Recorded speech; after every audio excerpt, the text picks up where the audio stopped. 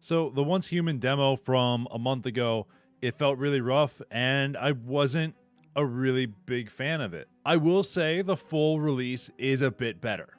So let's do some comparisons between the full release and that demo. In the demo, the game lagged to hell. Like, it was a constant lag stream for me, and I wasn't a fan of it. There were also multiple bugs that I ran into that stopped me from playing.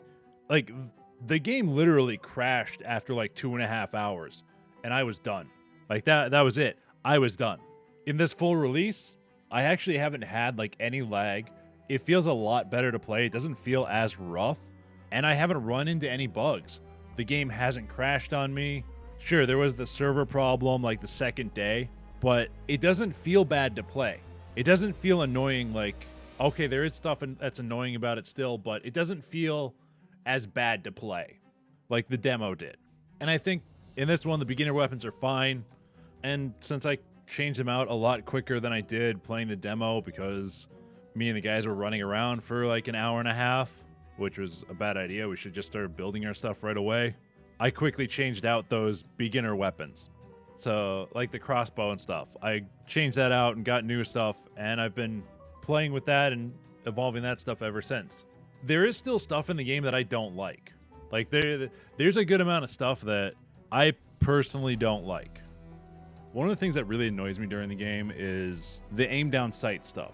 Like, I'm hoping, I haven't looked into it, I need to. I'm hoping I can change what button goes to first person, because it flicking between first and third and first and third and first and third, even though I'm holding the button, which could be because of a problem with my mouse. I don't know, but I'm hoping that's changeable for what keys can go and swap you to first person, because God, doing that in combat is just annoying. And something from the demo that is still there that I don't like is I still think there's too many people per server, because there's just fucking houses everywhere, especially that first zone. It's just littered with houses. It's littered with people's whispers, and it's just annoying as fuck, because people are assholes, and it's like, you have this thing that you have to pick up. You're trying to get it, but you got to get the certain angle on it to get around these assholes' whispers that are sitting there next to it, getting in the way, and you keep freaking hitting the things. I need to see if there's a way to turn off the whispers, because 90% of the time, they're not helpful and they just get in the way. That is probably my biggest annoyance with the game. A thing that I do really like about the game is its story. I think it's really interesting, and the monster and boss designs are fairly interesting, and I do like them. It's I've only fought one of the bosses so far in the Monolith, and that's the first one. I don't remember its name, but that was an interesting fight, mostly because I'm an idiot and I went in there with a shotgun and an LMG. So that kind of was, that made it a little bit harder, even with my deviation. And I do like the deviation system, where you have ones that you can leave at home to go and work on stuff around your place, and ones you can bring with you to fight with you. I do like that system also. There is a system that I don't like, though, and that's this stupid weapon system. So when you pick up a weapon out in the world from a weapon drop or weapon crate, you're not able to repair or modify that weapon because you don't have the blueprint for it. And it's why don't you just unlock the blueprint when you pick it up? That just feels like a better way to do it, instead of you have to unlock the memetics for it, or find it, or get it through the wish system, which is another random system, and I personally don't like it, but I'm not a huge fan of gacha mechanics, so mostly because I'm not really a gambler. But yeah, it feels really dumb that you can't modify the weapon or repair it after you've gotten it from a weapon crate, because you don't have the blueprint. It's you have the weapon, you should be able to go and unlock it that way. And it annoys the hell out of me there, because I tried doing it with a couple of guns, and it's these are my best damage dealing guns, but I can't improve them because I don't have the blueprint for it, even though I have the gun. It's dumb, and I don't like it. So that's the main gameplay system that I really don't like. Then there's the whole next phase stuff that goes on with the server, where I think it's after a certain amount of days or something, the next phase will unlock, and you have to go and do that. You have to go and basically that unlocks the next section of the story, and it feels weird. I don't know.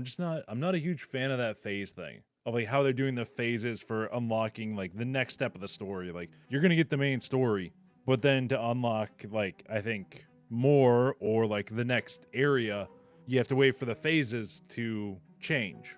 You have to get into like Tame the Staroid. And it also doesn't let you unlock the next set of memetics until that phase change happens. Like it feels weird to me. I don't really care for that system either. I don't know like when it's going to change, how it's going to change, like what changes it? What decides that hey, we're going from whatever it is now to Tame the Staroid? Like I don't get what changes it personally. And it really just confuses me like when does it happen? How does it happen? What triggers it? Like I don't get it. But since it hasn't happened yet on the server that I'm playing on, who the hell knows what's going on? And for me, this game is designed in a way that I really like because I'm a fan of stuff like Days Gone. Especially with open world games, you have that objective you're going towards. Like I can select that marker and I can go towards it. And while I'm going towards it, I can veer left, I can veer right, I can explore, I can go and search this town and try and find all the stuff there. Like I'm not a person who likes explore the world and figure it the hell out. I'm like, I like a story that points me in the direction that I want to go. The only problem with that story is, yes, it's interesting the way it's done. Like, I really like the Cthulhu mythos stuff that's in there. I think it's interesting. But these characters are just like, the models are not that great looking. And I've had a few instances where their animations just completely break. Like, completely. They're talking, the mouth is not moving at all. There's also some spots where they didn't check grammar when they were translating from Chinese to English. That's kind of funny. Like, it's not that the characters are bad or anything, but it's a very generic story when it comes to like the characters. A lot of the other stuff is interesting, but the characters are very, generic and uninteresting. And even though like the characters are very generic, a lot of the other stuff the game does, like a lot of its other mechanics, its gunplay is fine. Like it's the same with First Descendant. It's nothing to write home about, but it's fine. It works for the game and it's fairly decent, I think. I like the deviation stuff where they're really nice with being able to summon them in combat and actually do a good amount of damage, I think, to the enemies. The driving is, I won't say it's great, but it's decently tight.